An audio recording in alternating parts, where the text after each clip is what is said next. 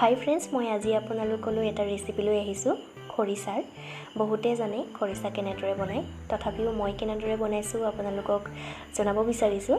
প্ৰথমে এটা বাঁহৰ গাজ ৰুকনিত ৰুকি ল'লোঁ।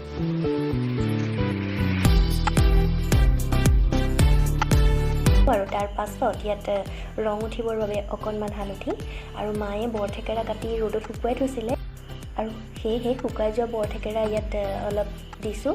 এইটো কাৰণে দিছোঁ যাতে টেঙা ভাৱটো আহক, আৰু লগতে জলকীয়া দিছোঁ আৰু অকণমান সৰিয়হৰ তেল 1 চামুচমান দিছোঁ। এনেদৰে ভালকৈ সানি লোৱাৰ পাছত মই এটা গ্লাছৰ টেমাত ভৰাই থলোঁ আৰু ৰ'দত দি থাকিব লাগে। এসপ্তাহমান ৰ'দত দিয়াৰ পাছত খাবলৈ খুব ধুনীয়া হয়। ৰেচিপিটো কেনে পালে জনাবলৈ নাপাহৰিব, আৰু লগতে মোৰ চেনেলটো ছাবস্ক্ৰাইব কৰি দিব, লাইক কৰি দিব, শ্বেয়াৰ কৰি দিব। আজিলৈ ভিডিঅ'টো ইমানেই। Thank you, bye by.